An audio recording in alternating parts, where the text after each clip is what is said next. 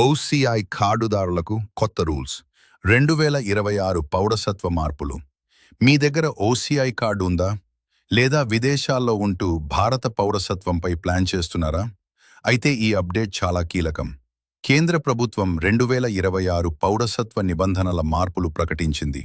ముఖ్యంగా ఓసీఐ కార్డుదారులకు పెద్ద మార్పులు వచ్చాయి. ఇకపై అన్ని ఓసీఐ అప్లికేషన్లు పూర్తిగా ఆన్లైన్లోనే చేయాలి. మైనర్ పిల్లలు ఒకేసారి 2 దేశాల పాస్పోర్ట్ కలిగి ఉండకూడదు. ఓసీఐ కార్డు వదులుకుంటే ఒరిజినల్ కార్డ్ తప్పనిసరిగా సమర్పించాలి.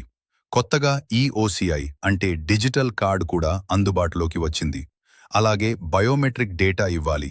దీనివల్ల ఫాస్ట్ ట్రాక్ ఇమిగ్రేషన్ లభిస్తుంది. ఓసీఐ పథకం 2005లో ప్రారంభమైంది.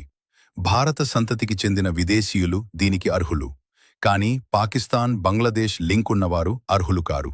మొత్తానికి ఈ మార్పులు ప్రాసెస్ను వేగంగా, డిజిటల్గా మార్చాయి. ఇలాంటి అప్డేట్స్ కోసం లైక్, షేర్, సబ్స్క్రైబ్ చేయండి.